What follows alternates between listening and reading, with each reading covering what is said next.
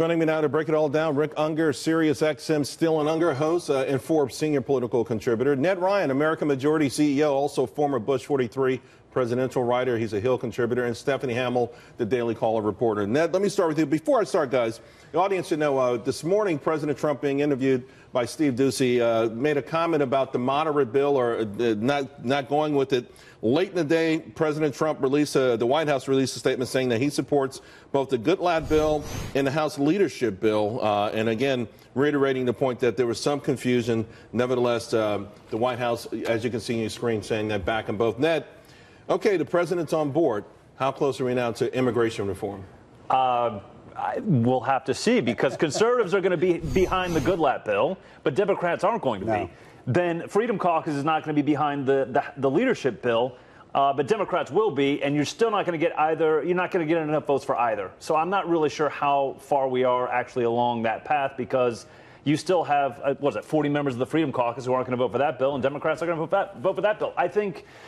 I mean, the thing that's amazing, at some point we're going to have come to a solution in which nobody walks away happy. That's how compromises work, in which we say... But have we seen much of that then? I don't think we've seen much compromise in anything in the last couple of years. But listen, really quick, a lot of Trump supporters were willing to, and we were talking about this before the show, the bill that was... The compromise that was being proposed earlier, where it was about 700,000 DACA getting amnesty in return for into-chain migration, full border security, again, 25 billion being about the right figure. We would have gone for that. That was acceptable to us. So I'm not really sure why we're continuing to have these conversations when we have. I think that's a fair compromise to start with. So let's say the Republicans get their act together and figure out a bill to follow up on, but the Democrats continue with the obstruction. President Trump continues to throw this in their laps. Now, I know it's tough. It's a blame game sort of situation, but if the Democrats were to go against any of these sort of solutions that come out of Republicans, wouldn't they look bad? Not necessarily, and I'm going to chafe a little bit at obstruction. It's got to be a bill Democrats can live at. Ned's right. Clearly, they're not going to support the more conservative Freedom Caucus bill. I'm not even sure that they're going to support the compromise bill. There's something that's missing, and I'm a little bit surprised that it is. Everybody, I mean, from Franklin Graham on the conservative side to all the liberal side, nobody's happy about this situation with the parents and the kids being split on the border. I really thought that after Paul Ryan said what he said the other day, that we would see that in the compromise bill. It's not written yet, but from everything I'm being told and everything that I've seen, it's not there. They need to remove that. They need to get that off the table. They need to get it off the table. To the Obama administration era, in which there were detention camps in which families were kept together while there were deportation hearings. Agree. Stephanie Hamill, let me bring you in, because President Trump addressed that this morning. He said he's not for splitting up the families. And, of course, Jeff Sessions, also out today, defending this policy as a zero-tolerance policy, and even bringing up, some biblical, the Apostle Paul, not a good one. Things. So where are we? Because I do believe that the longer this goes on, the more families that are split up, the worse it's going to be from a public relations point of view for the White House. Yeah, Charles, it's amazing that the legacy media and liberals are apoplectic over the government enforcing laws that are already on the books. Now, there is no Trump policy that says families must be separated. What's happening is that they're enforcing our immigration laws, and they choose to prosecute. Therefore, the children are taken away from their parents because they're not being charged with anything. And, I mean, this is a... Democrats are extending this issue.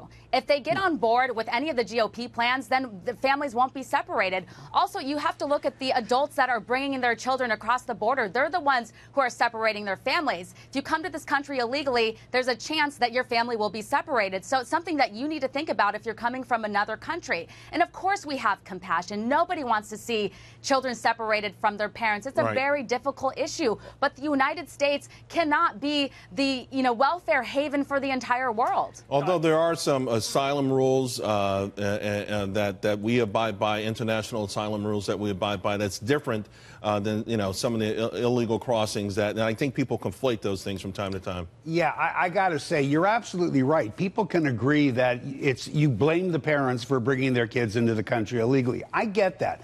The rest of what you said, though, was just wrong. There are no laws on the books. I have invited anybody to tell me what those laws are. I'm a lawyer. I read those laws. There's no such law. What you had here was we used to take a civil approach to this. Now we're taking a criminal approach to try and keep people from wanting to come.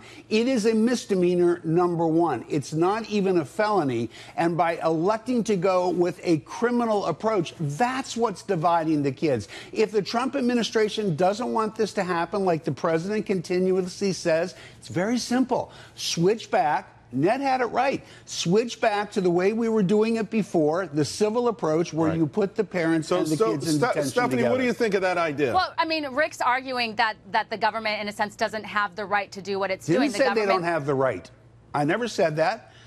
They just weren't doing it. But, Rick, at some point, we need to enforce our immigration laws. And when we don't enforce the immigration laws, then people see it as an open invite, a red carpet. It's not the I mean, issue. what a great country we have. You can come to this country illegally. You can stick with your family. You can do. They have the catch and release policies. And then people disappear out into the public and never go back to their court date. But what I would say to this, if you re-implement these detention centers in which the families are not taken apart, it's not catch and release. Right. They have to be there, because what we've been doing previously is it was kind of this pinky promise honor system. Hey, you've been detained. You're going to have to show up for your deportation hearing. Of course, they never really showed up. But I really tell you, the whole reason that we're probably not going to get to immigration reform anytime soon, chain migration. Democrats are never going to give that up because they view that as the path to their political dominance. If you have 7 to 8 million coming in over the next 20 years, 2-to-1 advantage Democrats are never going to give that up. Can I say something I rarely get to say? Sure. Ned Ryan is right. Right.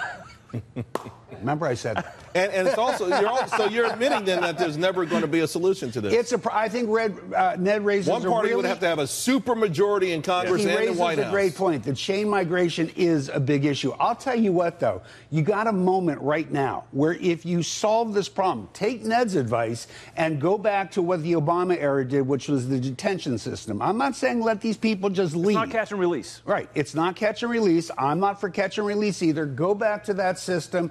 That is something you could trade and get through that other issue that is that's an impediment. Can I jump in real Please quick, do, Charles? Stephanie. So, Rick, would you have an issue with what the Republicans are trying to do, which is $25 billion for the border wall? I do not have the an DACA issue. fix. Okay, so if the Republicans can get Democrats on board with this, then we won't have families separated. Got to tell you, I think the border wall is silly, although I do support border security. But hey, if that's what's going to take, Rick, can I ask you another question? Let me finish. If that's what it's going to take to get DACA through, if that's what it's going to take to deal with this problem we have with parents and children being split up, build the wall, have a ball. Rick, I just want to one more thing. Have you ever been to the border? Have you been with border? Okay, I lived by the border my entire life. I've worked with Border Patrol agents and ICE. I've been down there. I see what goes on. I see the crime. It's usually people that have no association to the U.S.-Mexico border that will say it's silly. It's not silly. Any law enforcement agent will tell you it's not silly. You know, this week we had that tractor trailer in San Antonio. 50 illegal aliens were inside there. You know, it's a serious issue. People are dying trying to get in this country. Families are being split up, and it would seem like we're this close to a possible solution. Thank you all very much.